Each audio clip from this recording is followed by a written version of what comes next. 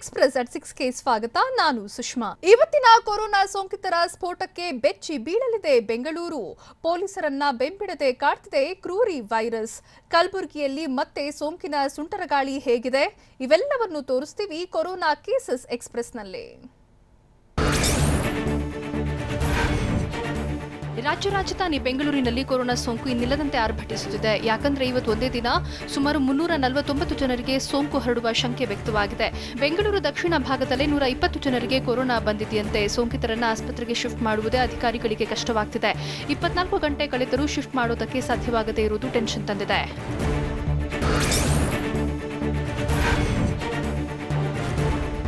ಬೆಂಗಳೂರಿನಲ್ಲಿ corona warriors ಪಾಲಿಗೆ virus ವೈರಿಯಾಗಿ ಪರಿಣಮಿಸಿದೆ. ನಗರದಲ್ಲಿ ಇವತ್ತು ಮತ್ತೆ 5 ಪೊಲೀಸರಿಗೆ ಸೋಂಕು ತಗುಲಿರುವ ಸಾಧ್ಯತೆ ಇದೆ. ಕೆಆರ್ ಮಾರ್ಕೆಟ್ ಪೊಲೀಸ್ ಸ್ಟೇಷನ್ನ 4 ಮತ್ತು ಚಾಮರಾಜಪೇಟೆ ಠಾಣೆಯ ಓರ್ವ ಸಿಬ್ಬಂದಿಗೆ ಕೊರೋನಾ ಶಂಕೆ ವ್ಯಕ್ತವಾಗಿದೆ. ಕೆಆರ್ ಮಾರ್ಕೆಟ್ ಪೊಲೀಸ್ ಸ್ಟೇಷನ್ನ ಮಹಿಳಾ ಪಿಎಸ್ಐ ಮತ್ತು 3 ಪೊಲೀಸ್ ಕಾನ್ಸ್ಟೇಬಲ್ಗಳಿಗೆ ಸೋಂಕು ಹೊಕ್ಕಿದೆಯಂತೆ.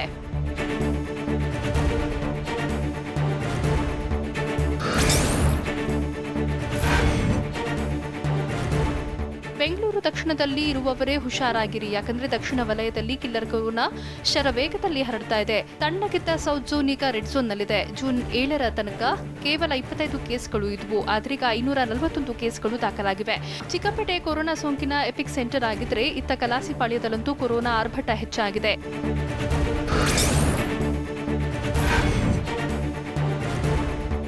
ದೇಶದಲ್ಲೇ ಮೊದಲ ಬಾರಿಗೆ ಕೊರೋನಾಗೆ ಬಲಿ ಪಡೆದದ್ದು ಕಲಬುರಗಿಯಲ್ಲಿ. ಇಂದು ಕೂಡ ಜಿಲ್ಲೆಯಲ್ಲಿ 50ಕ್ಕೂ ಹೆಚ್ಚು ಜನರಿಗೆ ಕೊರೋನಾ ಸೋಂಕು ತಗುಲಿರುವ ಶಂಕೆ ವ್ಯಕ್ತವಾಗಿದೆ.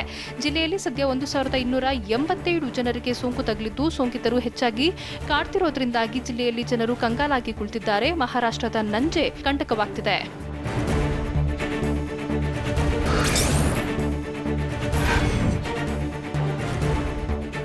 ಕೋಟೆನಗರಿ ಚಿತ್ರದುರ್ಗದಲ್ಲಿ ಕೊರೋನಾ ಸೋಂಕಿತರ ಸಂಖ್ಯೆ ದಿನೇ ದಿನೇ ಹೆಚ್ಚಾಗ್ತಿದೆ. ಹಿರಿಯೂರಿನಲ್ಲಿ ಇವತ್ತು 50 ವರ್ಷದ ವರ್ತಕರೊಬ್ಬರಿಗೆ ಸೋಂಕಿನ ಶಂಕೆ ವ್ಯಕ್ತವಾಗಿದೆ. ಜೂನ್ 9ರಂದು ಕಾರಿನಲ್ಲಿ ಬೆಂಗಳೂರಿಗೆ ಹೋಗಿದ್ದ ವರ್ತಕ ಬಳಿಕ ಹಿರಿಯೂರಿಗೆ ಆಗಮಿಸಿದ್ದ. 4 ವರ್ತಕರ ಜೊತೆಗೆ ಬೆಂಗಳೂರಿಗೆ ಹೋಗಿದ್ರಿಂದಾಗಿ ಅವರಿಗೂ ಆತಂಕ ಸೃಷ್ಟಿಯಾಗಿದೆ.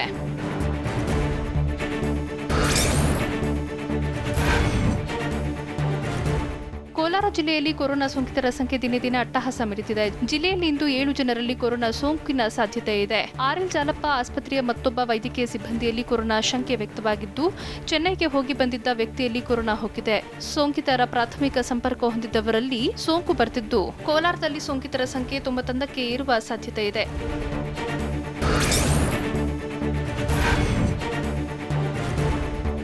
ಗದಗ ಜಿಲ್ಲೆಯಲ್ಲಿ ಕೊರೋನಾ ಸೋಂಕಿಗೆ ಎಲ್ಲಿಯೇ ಇಲ್ಲದಂತಾಗಿದೆ. ಜಿಲ್ಲೆಯಲ್ಲಿ ಇವತ್ತು ಮತ್ತೆ 11 ಜನರಿಗೆ ಸೋಂಕಿನ ಶಂಕೆ ವ್ಯಕ್ತವಾಗಿದೆ. ಗದಗ ತಾಲೂಕಿನಲ್ಲೇ 5 ಜನರಿಗೆ ಸೋಂಕು ತಗುಲುವ ಸಂಭವ ಇದೆ. ನಗರದಲ್ಲಿ 3 ಹಾಗೂ ಯಲಿಶುರಂಜ ಮಲಸಮುದ್ರ ಗ್ರಾಮದಲ್ಲಿ ತಲಾ ಒಬ್ಬರಿಗೆ ಸೋಂಕಿನ ಶಂಕೆ ವ್ಯಕ್ತವಾಗಿದೆ. 11 ಜನರಲ್ಲಿ 6 ಪುರುಷರು 5 ಮಹಿಳೆಯರಿಗೆ ಸೋಂಕು ಇರುವ ಸಾಧ್ಯತೆ ಇದೆ. ಜಿಲ್ಲೆಯಲ್ಲಿ ಸೋಂಕಿತರ ಸಂಖ್ಯೆ 104ಕ್ಕೆ ಏರಿಕೆಯಾಗಿದೆ.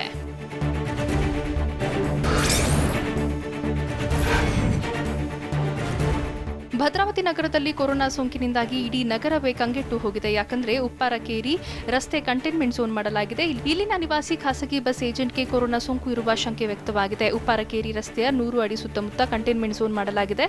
ಜೂನ್ 19ರಂದು ತುಮಕೂರಿಗೆ ಹೋಗಿದ್ದ ಸೋಂಕಿತ ಜೂನ್ 20ರಂದು ವಾಪಸ್ ಬಂದಿದ್ದ. ಆರೋಗ್ಯದಲ್ಲಿ ಏರುಪೇರಾಗಿದೆ.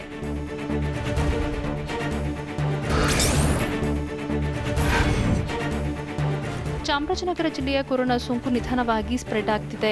ಜಿಲ್ಲೆಯ ಗುಂಡ್ಲುಪೇಟೆ ಪಟ್ಟಣದಲ್ಲಿ ಮತ್ತೋರ್ವ ವ್ಯಕ್ತಿಗೆ ಸೋಂಕು ತಗುಲಿದೆ. ಲಾರಿ ಚಾಲಕನೊಬ್ಬನಿಗೆ ಪ್ರಾಥಮಿಕ ಸಂಪರ್ಕ ಹೊಂದಿದ್ದ ವ್ಯಕ್ತಿಗೆ ಸೋಂಕು ಹೊಕ್ಕಿದೆ. ತಮಿಳುನಾಡಿಗೆ ಹೋಗಿ ಲಾರಿ ಚಾಲಕ ಬಂದಿದ್ದ. ಹೀಗಾಗಿ ಸೋಂಕಿತನನ್ನ ಕೋವಿಡ್ ಆಸ್ಪತ್ರೆಗೆ ಕರೆತಂದ ಆರೋಗ್ಯ ಇಲಾಖೆ ವ್ಯಕ್ತಿ ವಾಸವಿದ್ದ ಏರಿಯಾವನ್ನು ಸಂಪೂರ್ಣವಾಗಿ ಸೀಲ್ ಡೌನ್ ಮಾಡಲಾಗಿದೆ.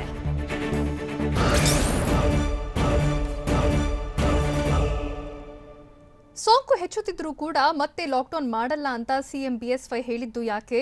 ಲಾಕ್ಡೌನ್ ಮಾಡಿ ಅಂತ ಒತ್ತಾಯಿಸಿದವರು ಯಾರು? ಸೋಂಕಿತರು ಏಕಾಏಕಿ ಎಸ್ಕೇಪ್ ಆಗ್ತಿರೋದು ಎಲ್ಲಿ? ಇವೆಲ್ಲವನ್ನು ನೋಡೋಣ ಕೊರೋನಾ ಹಾಟ್ಸ್ಪಾಟ್ ಎಕ್ಸ್‌ಪ್ರೆಸ್‌ನಲ್ಲಿ.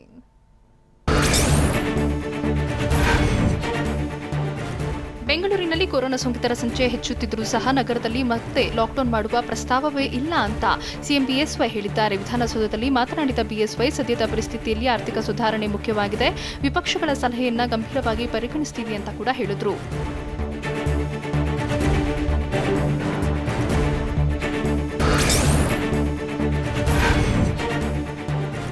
ಬೆಂಗಳೂರಿನಲ್ಲಿ ಕೊರೋನಾ ಪ್ರಕರಣಗಳು ದಿನೇ ದಿನೇ ದುಪ್ಪಟ್ಟಾಗ್ತಿವೆ. ಹೀಗಾಗಿ ಸೋಂಕಿನ ನಿಯಂತ್ರಣದ ಬಗ್ಗೆ ಸಿಎಂ ಬಿಎಸ್ವೈ ಸಚಿವರು ಶಾಸಕರ ಸಭೆ ನಡೆಸಿದರು. ವಿಧಾನಸೌಧದ ಸಮ್ಮೇಳನದ ಸಭಾಂಗಣದಲ್ಲಿ ನಡೆದ ಸರ್ವಪಕ್ಷ ಸಭೆಯಲ್ಲಿ ಸಿಎಂ ಬಿಎಸ್ವೈ ಸೋಂಕು ನಿಗ್ರಹಕ್ಕೆ ಕೈಗೊಳ್ಳಬೇಕಾದ ಕ್ರಮಗಳ ಬಗ್ಗೆ ಚರ್ಚೆ ಮಾಡಿದರು. ಕೊರೋನಾ ನಿಯಂತ್ರಿಸುವ ಬಗ್ಗೆ ವಿಪಕ್ಷ ನಾಯಕರು ಸಲಹೆಗಳನ್ನು ಕೊಟ್ಟರು.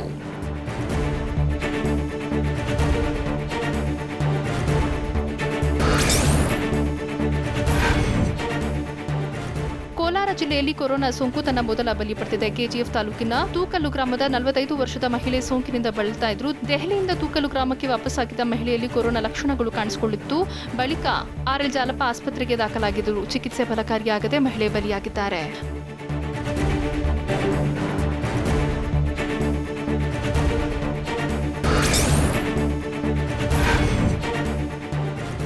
ಮಂಗಳೂರಿನಲ್ಲಿ ಕೊರೋನಾ ಸೋಂಕಿತರಿಗೆ ಸಂಪರ್ಕವೇ ಇಲ್ಲ. ಯಾಕಂದ್ರೆ ಸಂಪರ್ಕ ಇಲ್ಲದೇ ಇದ್ದರೂ ಒಬ್ಬರಿಂದ ಒಬ್ಬರಿಗೆ ಸೋಂಕು ಹರಡುತ್ತಾ ಇದೆ. ಜಿಲ್ಲೆಯಲ್ಲಿ ಸಾರಿ ಮತ್ತು ಐಎಲ್ಐ ಕೇಸ್ಗಳು ಹೆಚ್ಚಾಗ್ತಿವೆ. ಆದರೂ ಜನರಿಗೆ ಜಾಗೃತಿ ಮೂಡಿಲ್ಲ. ಸೀಲ್ ಡೌನ್ ಆದ ಮೀನುಗಾರಿಕೆ ಬಂದರು ಸುತ್ತಮುತ್ತ ಜನ ಮಾಸ್ಕ್ ಹಾಕದೆ ಗುಂಪು ಗುಂಪಾಗಿ ಓಡಾಟ ನಡೆಸುತ್ತಿದ್ದಾರೆ.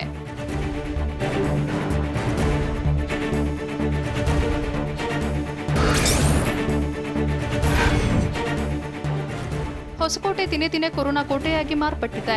ಸೋಂಕಿತರನ್ನ ಪತ್ತೆ ಹಚ್ಚುವುದು ಮತ್ತು ಅವರ ಮೇಲೆ ನಿಗಾ ಇಡುವುದೇ ಅಧಿಕಾರಿಗಳಿಗೆ ತಲೆನೋವಾಗಿದೆ. ಕೋವಿಡ್ ಟೆಸ್ಟ್ಗೆ ಕರೆತಂದ ವೇಳೆ ಸಿಬ್ಬಂದಿಯನ್ನ ತಳ್ಳಿ ಶಂಕಿತರು ಎಸ್ಕೇಪ್ ಆಗ್ತಿದ್ದಾರೆ. ನಿನ್ನೆ ಒಂದೇ ದಿನ 2 ಬಾರಿ ಶಂಕಿತರು ಎಸ್ಕೇಪ್ ಆಗಿದ್ದಾರೆ.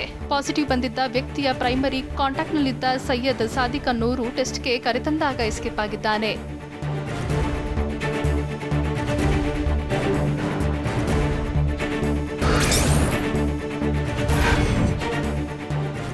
ಬೆಣ್ಣೆನಗರಿ ದಾವಣಗೆರೆ ಕೊರೋನಾ ಸೋಂಕು ಬರೆ ಮೇಲೆ ಬರೆ ಎಳಿತಾ ಇದೆ. ಜಿಲ್ಲೆಯಲ್ಲಿ ಈವರೆಗೂ 282 ಜನರಿಗೆ ಕೊರೋನಾ ಸೋಂಕು ಹಬ್ಬಿದ್ದು 7 ಜನರು ಸಾವನ್ನಪ್ಪಿದ್ದಾರೆ. ಇದರ ಮಧ್ಯೆ 48 ಸೋಂಕಿತರು ಆಸ್ಪತ್ರೆಯಲ್ಲಿ ಚಿಕಿತ್ಸೆ ಪಡೆದಿದ್ದಾರೆ. ಆತಂಕದ ವಿಚಾರ ಅಂದ್ರೆ ಇನ್ನೂ 2286 ಜನರ ಗಂಟಲು ದ್ರವದ ವರದಿ ಬರಬೇಕಿದೆ. ಈವರೆಗೂ ಜಿಲ್ಲೆಯಲ್ಲಿ 17370 ಜನರ ಗಂಟಲು ದ್ರವ ಪರೀಕ್ಷಿಸಲಾಗಿದೆ.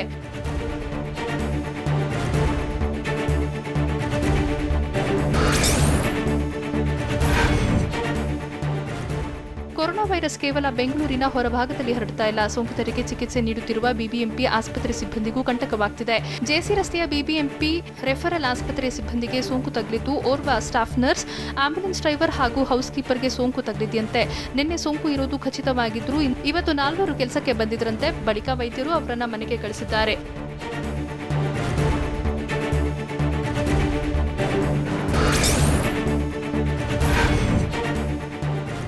ಕೊರೋನಾ ವೈರಸ್ ವಿಕಾಸಸೌಧಕ್ಕೂ ದಿನೇ ದಿನೇ ಕಾಟ ಕೊಡ್ತಿದೆ. ವಿಕಾಸಸೌಧದ ಭದ್ರತೆಯಲ್ಲಿ ಕೆಲಸ ಮಾಡುತ್ತಿದ್ದ ಹೆಡ್ ಕಾನ್ಸ್ಟೇಬಲ್ಗೂ ಕೊರೋನಾ ಹೋಗಿದ್ದು ಆತಂಕ ಹೆಚ್ಚಾಗಿದೆ. ದೇವನಹಳ್ಳಿಯ ಪ್ರಶಾಂತ ನಗರದ ನಿವಾಸಿಯಾಗಿರುವ 40 ವರ್ಷದ ಹೆಡ್ ಕಾನ್ಸ್ಟೇಬಲ್ಗೆ ಪಾಸಿಟಿವ್ ಬಂದಿರೋದ್ರಿಂದ ಮುಂಜಾಗ್ರತಾ ಕ್ರಮವಾಗಿ ಮನೆ ಸೀಲ್ ಡೌನ್ ಮಾಡಲಾಗಿದೆ. ಇಂದು ಮುಂಜಾನೆ ಸೋಂಕಿತರನ್ನ ಐಸೋಲೇಷನ್ಗೆ ಅಧಿಕಾರಿಗಳು ರವಾನಿಸಿದ್ದಾರೆ.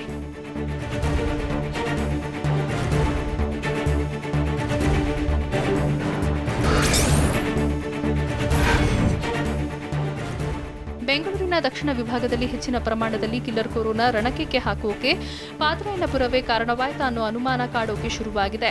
ಪಾದರಾಯನಪುರದಿಂದ ಬೆಂಗಳೂರಿನ ಇತರ ಕಡೆಗೆ ಕೋವಿಡ್ ವೈರಸ್ ವ್ಯಾಪಿಸಿದೆ. ಪಾದರಾಯನಪುರದ ಬಳಿಕ ಕಲಾಸಿಪಾಳ್ಯ, ಸಿಟಿ ಮಾರ್ಕೆಟ್, ವಿವಿಪುರಂನಲ್ಲೇ ಬಹುತೇಕ ಪ್ರಕರಣ ಬೆಳಕಿಗೆ ಬಂದಿದೆ. ಪಾದರಾಯನಪುರದಿಂದ ಹಣ್ಣು ತರಕಾರಿ ಖರೀದಿಸಿ ಇತರೆಡೆ ಮಾರಾಟ ಮಾಡೋಕೆ ಬರ್ತಿದ್ದ ನಿವಾಸಿಗಳಿಂದಲೇ ವೈರಸ್ ಹರಡಿದೆ ಅಂತ ಹೇಳಲಾಗ್ತಾ ಇದೆ.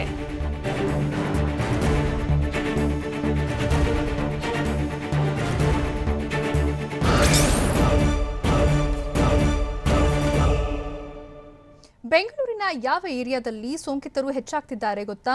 ಮಾಸ್ಕ್ ಹಾಕದೇ ಇದ್ದುದಕ್ಕೆ ಅಂಗಡಿಗಳೇ ಬಂದ್. ಸರ್ಕಾರದ ಆದೇಶ ಉಲ್ಲಂಘಿಸಿ ನಡೀತಾ ಇದೆ ಆನ್ಲೈನ್ ಕ್ಲಾಸಸ್. ಇವೆಲ್ಲವನ್ನೂ ತೋರಿಸ್ತೀವಿ ಬೆಂಗಳೂರು ಕೊರೋನಾ ನ್ಯೂಸ್ ಎಕ್ಸ್‌ಪ್ರೆಸ್‌ನಲ್ಲಿ.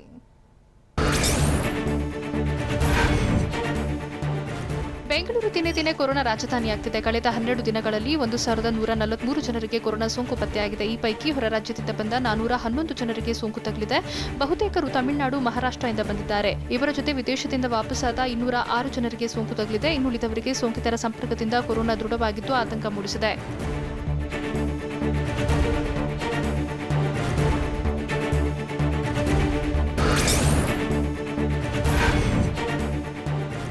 ಬೆಂಗಳೂರಿನಲ್ಲಿ ಕೊರೋನಾ ಸೋಂಕಿತರ ಸಂಖ್ಯೆ ಹೆಚ್ಚಾಗ್ತಿದ್ರೂ ಕೂಡ ಯಾವುದೇ ಕಾರಣಕ್ಕೂ ಸಂಪೂರ್ಣ ಲಾಕ್ಡೌನ್ ಮಾಡಲ್ಲ ಅಂತ ಸಹಕಾರ ಸಚಿವ ಎಸ್ ಟಿ ಸೋಮಶೇಖರ್ ಹೇಳಿದ್ದಾರೆ. ಇಡೀ ಬೆಂಗಳೂರಿಗೆ ಲಾಕ್ಡೌನ್ ಮಾಡಲ್ಲ, ಆದರೆ ಕೊರೋನಾ ಪ್ರಕರಣ ಹೆಚ್ಚಿರುವ ಕಡೆ ಮಾತ್ರ ಸೀಲ್ ಡೌನ್ ಮಾಡ್ತೀವಿ.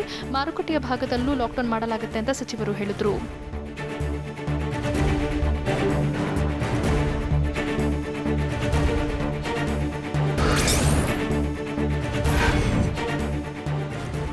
ರಾಜ್ಯದಲ್ಲಿ ದಿನೇ ದಿನೇ ಸೋಂಕಿತರ ಸಂಖ್ಯೆ ಹೆಚ್ಚಾಗ್ತಾನೆ ಇದೆ. ಆದರೂ ಕೊರೋನಾ ನಿಯಂತ್ರಿಸುವಲ್ಲಿ ಸರ್ಕಾರ ಸಂಪೂರ್ಣವಾಗಿ ವಿಫಲವಾಗಿದೆ ಅಂತ ಮಾಜಿ ಸಿಎಂ ಸಿದ್ದರಾಮಯ್ಯ ಆಕ್ರೋಶ ವ್ಯಕ್ತಪಡಿಸಿದ್ದಾರೆ. ಸೋಂಕು ಹೆಚ್ಚುತ್ತಿರುವ ಟೈಮಲ್ಲೇ ಲಾಕ್ಡೌನ್ ತೆರವುಗೊಳಿಸಿದ್ದು ಯಾಕೆ? ಲಾಕ್ಡೌನ್ ಮಾಡುವುದಾದರೆ ಈಗ ಮಾಡಬೇಕಿತ್ತು ಅಂತ ಸಿದ್ದು ಸರ್ಕಾರಕ್ಕೆ ಗುದ್ದು ಕೊಟ್ಟಿದ್ದಾರೆ.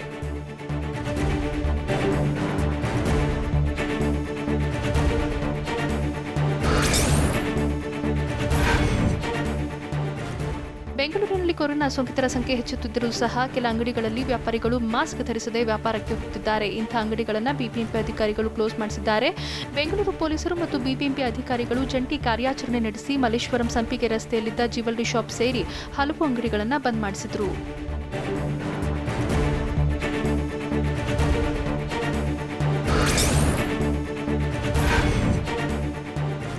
ರಾಜ್ಯ ರಾಜಧಾನಿಯಲ್ಲಿ ಕೊರೋನಾ ಸೋಂಕಿನಿಂದ ಪರಿಸ್ಥಿತಿ ಕೈಮೀರಿ ಹೋಗ್ತಾ ಇದೆ. ಅಗತ್ಯವಿದ್ದರೆ ಲಾಕ್ಡೌನ್ ಮಾಡಿ ಅಂತ ಶಾಸಕ ಎನ್ಐ ಹ್ಯಾರಿಸ್ ಹೇಳಿದ್ದಾರೆ. ಸಿಎಂ ನೇತೃತ್ವದಲ್ಲಿ ಸಭೆಯಲ್ಲಿ ಮಾತನಾಡಿದ ಹ್ಯಾರಿಸ್ ಸೀಲ್ ಡೌನ್ ಪ್ರದೇಶದಲ್ಲಿ ಕಟ್ಟುನಿಟ್ಟಿನ ಕ್ರಮಗಳನ್ನು ಕೈಗೊಳ್ಳಿ, ಇಲ್ಲವಾದರೆ ಬೆಂಗಳೂರಿನಲ್ಲಿ ಪರಿಸ್ಥಿತಿ ಕಷ್ಟವಾಗಬಹುದು ಅಂತ ಒತ್ತಾಯಿಸಿದ್ದಾರೆ.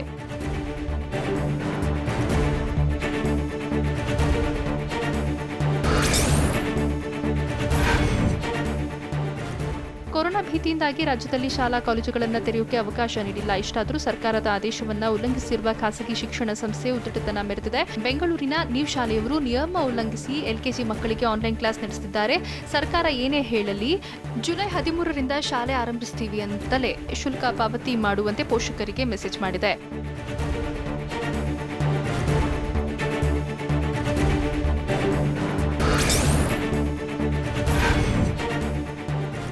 ವಯಸ್ಸಾದವರ ಪಾಲಿಗೆ ಕೊರೋನಾ ಯಮನಂತಾಗಿದೆ. 60 ವರ್ಷ ಮೇಲ್ಪಟ್ಟವರಿಗೆ ಸೋಂಕು ಬಹುಬೇಗನೆ ವಕ್ಕರಿಸಿಕೊಳ್ತಿದ್ದು, ಸೋಂಕಿತ ವಯೋವೃದ್ಧರೇ ಹೆಚ್ಚಾಗ್ತಿದ್ದಾರೆ. ಬೆಂಗಳೂರಿನಲ್ಲಿ 60ರಿಂದ 69 ವರ್ಷದ 242 ಜನರಿಗೆ ಸೋಂಕು ತಗುಲಿದೆ. ಈ ಪೈಕಿ 23 ಜನ ಮೃತಪಟ್ಟಿದ್ದಾರೆ. 195 ಸೋಂಕಿತರಿಗೆ ಆಸ್ಪತ್ರೆಯಲ್ಲಿ ಚಿಕಿತ್ಸೆ ಕೊಡಲಾಗ್ತಿದೆ. ಕೇವಲ 21 ಜನ ಮಾತ್ರ ಗುಣಮುಖರಾಗಿ ಡಿಸ್ಚಾರ್ಜ್ ಆಗಿದ್ದು ಆತಂಕಕ್ಕೆ ಕಾರಣವಾಗಿದೆ.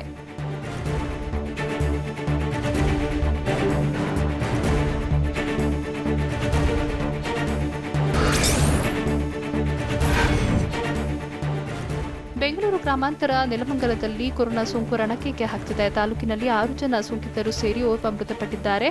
ಹೀಗಾಗಿ ಮುಂಜಾಗ್ರತೆಯಿಂದ ನೆಲಮಂಗಲ ನಗರದ ಸುಭಾಷ್ ನಗರ ಮತ್ತು ಪಟೇಲ್ ಚೆನ್ನಪ್ಪ ಬಡಾವಣೆಯ ವಾರ್ಡ್ಗಳನ್ನು ಸೀಲ್ ಡೌನ್ ಮಾಡಲಾಗಿದೆ. ಜನರು ಮನೆಯಿಂದ ಹೊರಬಾರದಂತೆ ಅಗತ್ಯ ಕ್ರಮ ಕೈಗೊಳ್ಳುವುದಾಗಿ ಬೆಂಗಳೂರು ಗ್ರಾಮಾಂತರ ಜಿಲ್ಲಾಧಿಕಾರಿ ಪಿಎನ್ ರವೀಂದ್ರ ಸೂಚಿಸಿದ್ದಾರೆ.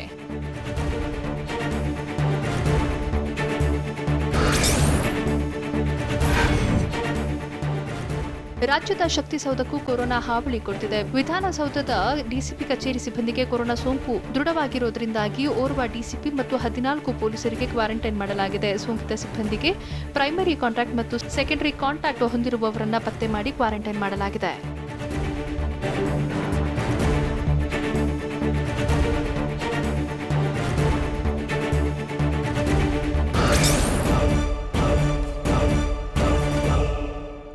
ಸಚಿವರುಗಳ ಎದುರಲ್ಲೇ ದೈಹಿಕ ಅಂತರಕ್ಕೆ ತಿಲಾಂಜಲಿ. ಆನ್ಲೈನ್ ಕ್ಲಾಸಸ್ ಮಾರ್ಗಸೂಚಿಗೆ ಹಿಂದೇಟು ಹಾಕ್ತಿರೋದು ಯಾಕೆ? ಕೋವಿಡ್ ಆಸ್ಪತ್ರೆಯಲ್ಲಿ ರೋಗಿಗಳ ನರಕಯಾತನೆ ಹೇಗಿದೆ? ಇವೆಲ್ಲವನ್ನು ನೋಡೋಣ state corona news ಎಕ್ಸ್‌ಪ್ರೆಸ್‌ನಲ್ಲಿ.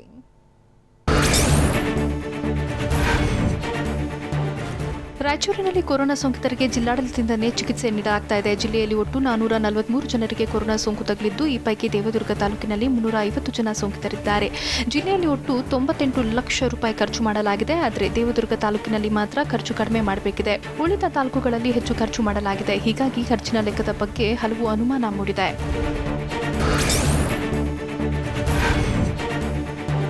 Corona virus ಹರಡದಂತೆ ಕಾಪಾಡೋಕೆ ದೈಹಿಕ ಅಂತರ ಕಾಪಾಡಿಕೊಳ್ಳಬೇಕು. ಆದರೆ ಕಲಬುರಗಿಯಲ್ಲಿ ಸಹಕಾರ ಸಚಿವ ಎಸ್ಸಿ ಸೋಮಶೇಖರ್ ಭೇಟಿ ನೀಡಿದ ವೇಳೆ ದೈಹಿಕ ಅಂತರವೇ ಮಾಯವಾಗಿತ್ತು. ಅಧಿಕಾರಿಗಳು, ಸಚಿವರ ಬೆಂಬಲಿಗರು ಹಾಗೂ ಕಾರ್ಯಕರ್ತರಿಂದ ಗುಂಪು ಗುಂಪಾಗಿ ನಿಂತು ಮಾತುಕತೆ ನಡೆಸಿದರು. ಆಶಾ ಕಾರ್ಯಕರ್ತರಿಗೆ ಪ್ರೋತ್ಸಾಹ ಧನ ವಿತರಣೆ ಕಾರ್ಯಕ್ರಮದಲ್ಲಿ ಜನರ ದಂಡೇ ನೆರೆದಿತ್ತು.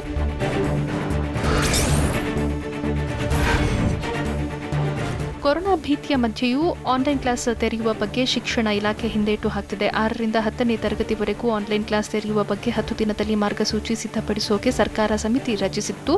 ಆದರೆ ಮಾರ್ಗಸೂಚಿ ರಚನೆಗೆ ನೀಡಿದ ಗಡುವು ನಿನ್ನೆ ಮುಗಿದ್ದರೂ ಇನ್ನೂ ಯಾವುದೇ ಕ್ರಮ ಕೈಗೊಳ್ಳದೆ ಶಿಕ್ಷಣ ಇಲಾಖೆ ಹಿಂದೇಟು ಹಾಕ್ತಿದೆ.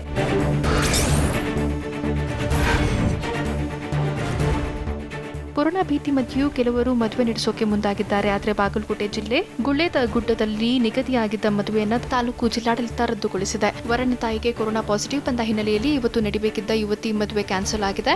ಸದ್ಯ ಸೋಂಕಿನಿಂದಾಗಿ ಬಳಲುತ್ತಿದ್ದ ವರನ ತಾಯಿಯನ್ನ ಬಳ್ಳಾರಿ ಆಸ್ಪತ್ರೆಗೆ ದಾಖಲಿಸಲಾಗಿದೆ.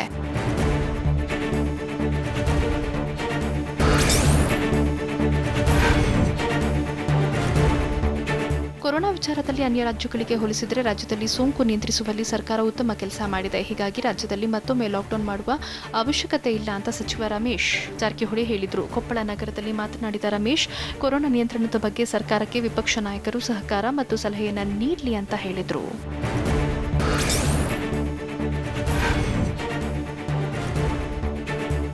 ದಾವಣಗೆರೆಯಲ್ಲಿ ಕೊರೋನಾ ಸೋಂಕಿತರ ಸಂಖ್ಯೆ ಹೆಚ್ಚಳವಾಗುತ್ತಿದ್ದು ಸೋಂಕಿತರ ಜೀವನ ನರಕವಾಗುತ್ತಿದೆ. ಕೋವಿಡ್ ಆಸ್ಪತ್ರೆಗಳಲ್ಲಿ ರೋಗಿಗಳಿಗೆ ಸಮಯಕ್ಕೆ ಸರಿಯಾಗಿ ಉಪಹಾರ, ಊಟ ಸಿಗದೆ ಪರದಾಟ ನಡೆಸಿದ್ದಾರೆ. ಕೋವಿಡ್ ವಾರ್ಡ್ನಲ್ಲಿ ಮೂಲ ಸೌಕರ್ಯ ಇಲ್ಲವಾಗಿದೆ. ಸೋಂಕಿತರು ಅನುಭವಿಸುತ್ತಿರುವ ನೋವಿನ ಬಗ್ಗೆ ಡಿಸಿ ಗಮನಕ್ಕೆ ಹರಿಹರ ಶಾಸಕ ರಾಮಪ್ಪ ತಂದರೂ ಜಿಲ್ಲಾಡಳಿತ ಮೈಮರೆತಿರುವುದು ಬಯಲಾಗಿದೆ.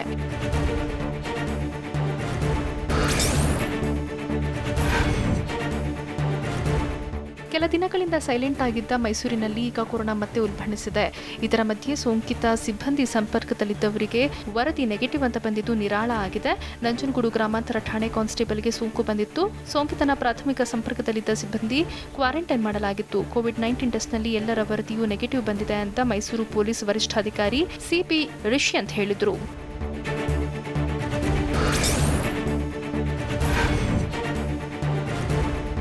ಹುಬ್ಬಳ್ಳಿ ಜಿಲ್ಲೆಯಲ್ಲಿ ಗ್ರಾಮೀಣ ಪ್ರದೇಶದಲ್ಲಿ ಕೊರೋನಾ ಅಟ್ಟಹಾಸ ಮೆರೆದಿದೆ. ಹೆಮಾರಿ ವೈರಸ್ನಿಂದಾಗಿ ಗ್ರಾಮೀಣ ಭಾಗದ ಜನ ಕಂಗಾಲಾಗಿದ್ದಾರೆ. ಹುಬ್ಬಳ್ಳಿ ತಾಲೂಕಿನ ಅಂಚಿಟಗೇರಿ ಗ್ರಾಮವನ್ನು ಅಧಿಕಾರಿಗಳು ಸೀಲ್ ಡೌನ್ ಮಾಡಿದ್ದಾರೆ. ಮನೆ ಬಿಟ್ಟು ಯಾರು ಹೊರಬರದಂತೆ ಗ್ರಾಮಸ್ಥರಲ್ಲಿ ಪೊಲೀಸರು ಮನವಿ ಮಾಡಿದ್ರು. ಇಡೀ ಗ್ರಾಮವನ್ನೇ ಆರೋಗ್ಯ ಇಲಾಖೆ ಸಿಬ್ಬಂದಿ ಸ್ಯಾನಿಟೈಸ್ ಮಾಡಿದ್ರು.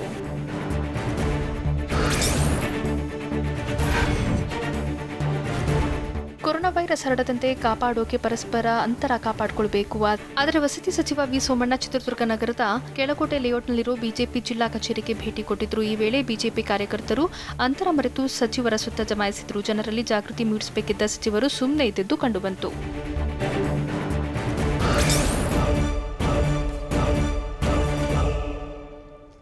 ಒಂದೇ ದಿನದಲ್ಲಿ 17,000 ಸೋಂಕಿನಿಂದ ದಾಖಲೆ ಬರೆದ ಭಾರತ, ತೈಲ ಬೆಲೆಯಿಂದ ನಿಲ್ಲದ ಬರೆ, ಬಿಹಾರದಲ್ಲಿ 2 ವಾರ ಮತ್ತೆ ಲಾಕ್ಡೌನ್ ವಿಧಿಸಿದ್ದು ಯಾಕೆ? ಇವೆಲ್ಲವನ್ನು ನೋಡೋಣ ನ್ಯಾಷನಲ್ ಕೊರೋನಾ ನ್ಯೂಸ್ ಎಕ್ಸ್‌ಪ್ರೆಸ್‌ನಲ್ಲಿ.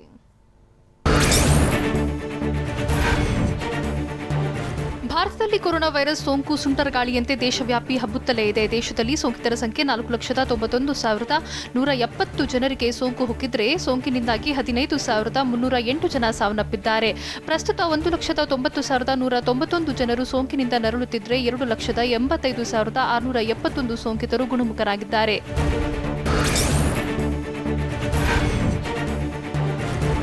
ದೇಶದಾದ್ಯಂತ ಕೊರೋನಾ ಸೋಂಕಿನ ಅಟ್ಟಹಾಸ ಮುಂದುವರೆದಿದೆ. ಕಳೆದ 24 ಗಂಟೆಗಳಲ್ಲಿ ಬರೋಬ್ಬರಿ 17,000 ಜನರಿಗೆ ಕೊರೋನಾ ಸೋಂಕು ಒಕ್ಕರಿಸಿದೆ. ಇಷ್ಟು ದಿನಗಳ ಕೇಸ್ಗಳ ಪೈಕಿ ಅತಿ ಹೆಚ್ಚು ಪ್ರಕರಣ ಪತ್ತೆಯಾಗುವ ಮೂಲಕ ಆತಂಕ ಸೃಷ್ಟಿಸಿದೆ. ಇನ್ನು ಒಂದೇ ದಿನ ದೇಶದಾದ್ಯಂತ ಕೊರೋನಾ ಮಹಾಮಾರಿಗೆ 407 ಜನ ಮೃತಪಟ್ಟಿದ್ದಾರೆ. ಇನ್ನು ಕಳೆದ 24 ಗಂಟೆಗಳಲ್ಲಿ 2,15,446 ಜನರ ಟೆಸ್ಟ್ ಮಾಡಿಸಲಾಗಿದೆ.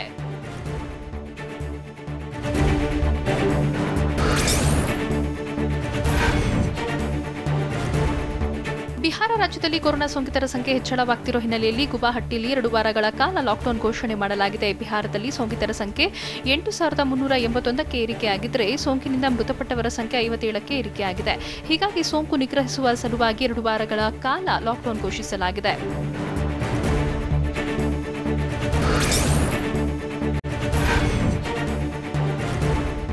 ರಾಷ್ಟ್ರ ರಾಜಧಾನಿ ದೆಹಲಿಯಲ್ಲಿ ಕೊರೋನಾ ಸೋಂಕು ತಾಂಡವ ಆಡ್ತಾ ಇದೆ. ರಾಜ್ಯದಲ್ಲಿ ಸೋಂಕಿತರ ಸಂಖ್ಯೆ 70,390 ಜನರಿಗೆ ಸೋಂಕು ತಗುಲಿದರೆ 2,365 ಜನ ಸಾವನ್ನಪ್ಪಿದ್ದಾರೆ. ಸೋಂಕಿತರ ಸಂಖ್ಯೆ ಹೆಚ್ಚಾಗ್ತಿದ್ರೂ ಕೂಡ ದೆಹಲಿಯಲ್ಲಿ ಪರಿಸ್ಥಿತಿ ನಿಯಂತ್ರಣದಲ್ಲಿದೆ ಅಂತ ಸಿಎಂ ಅರವಿಂದ್ ಕೇಜ್ರಿವಾಲ್ ಹೇಳಿದ್ದಾರೆ. ರಾಜ್ಯದಲ್ಲಿ 41,000ಕ್ಕೂ ಅಧಿಕ ಸೋಂಕಿತರು ಗುಣಮುಖರಾಗ್ತಿದ್ದು ಪರಿಸ್ಥಿತಿ ಮೊದಲಿನಂತೆ ಇಲ್ಲ ಅಂತ ಹೇಳಿದ್ದಾರೆ.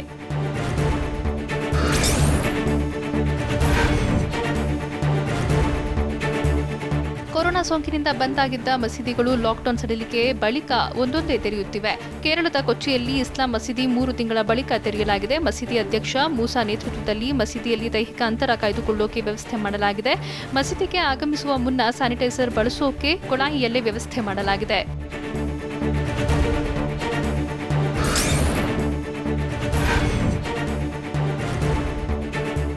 ತಮಿಳುನಾಡಿನಲ್ಲಿ ಕೊರೋನಾ ಸೋಂಕಿತರ ಸಂಖ್ಯೆ 70,000 ದಾಟಿದ್ದು ಮೃತರ ಸಂಖ್ಯೆ 911ಕ್ಕೆ ಏರಿಕೆಯಾಗಿದೆ. ಇದರ ಮಧ್ಯೆ ಕೊರೋನಾ ಸೋಂಕಿನಿಂದ ಗುಣಮುಖರಾದ ಅಗ್ನಿಶಾಮಕ ದಳ ಸಿಬ್ಬಂದಿ ಗುಣಮುಖರಾಗಿದ್ದಾರೆ. ಕೊರೋನಾ ವಿರುದ್ಧ ಹೋರಾಡಿ ಬಂದ ಸಿಬ್ಬಂದಿಗೆ ಅಗ್ನಿಶಾಮಕ ಸಿಬ್ಬಂದಿ ಸಂಗೀತ ನುಡಿಸುವ ಮೂಲಕ ಅಭಿನಂದನೆ ಸಲ್ಲಿಸಿ ಸ್ವಾಗತಿಸಿದರು.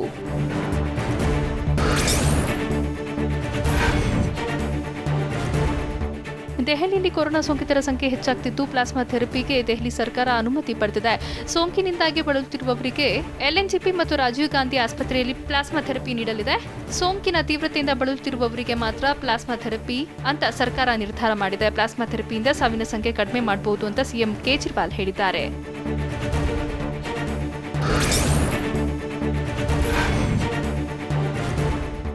ಕೊರೋನಾ ಲಾಕ್ಡೌನ್ ಎಫೆಕ್ಟ್ ತೈಲ ಬೆಲೆ ಮೇಲೂ ಹೊಡೆತ ಕೊಟ್ಟಿದೆ. ದೇಶದಲ್ಲಿ 3 ವಾರದಿಂದ ಪೆಟ್ರೋಲ್ ಡೀಸೆಲ್ ಬೆಲೆ ದುಬಾರಿ ಆಗ್ತಾನೆ ಇದೆ. ಪೆಟ್ರೋಲ್ ಬೆಲೆ ಪ್ರತಿ ಲೀಟರ್ಗೆ 21 ಪೈಸೆ ಏರಿಕೆ ಆದರೆ ಡೀಸೆಲ್ ಬೆಲೆ ಪ್ರತಿ ಲೀಟರ್ಗೆ 17 ಪೈಸೆ ಏರಿಕೆ ಆಗಿದೆ. ಲಾಕ್ಡೌನ್ ಸಡಿಲಿಕೆ ಬಳಿಕ ಈಗಷ್ಟೇ ಕೆಲಸಕ್ಕೆ ತೆರಳುತ್ತಿರುವ ವಾಹನ ಸವಾರರಿಗೆ ತೈಲ ಬೆಲೆ ಏರಿಕೆ ಗಾಯದ ಮೇಲೆ ಬರೆ ಇಳಿದಂತಾಗಿದೆ.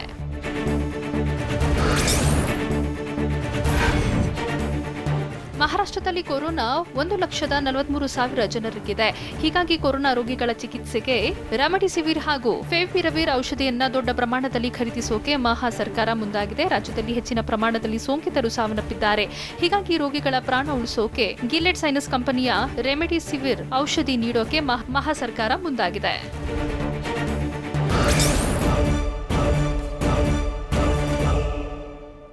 ಇದು ಇವತ್ತಿನ ಕೊರೋನಾ ಎಕ್ಸ್‌ಪ್ರೆಸ್. ನಿರಂತರ ಸುದ್ದಿಗಾಗಿ ನೋಡ್ತಾ ಇರಿ TV9.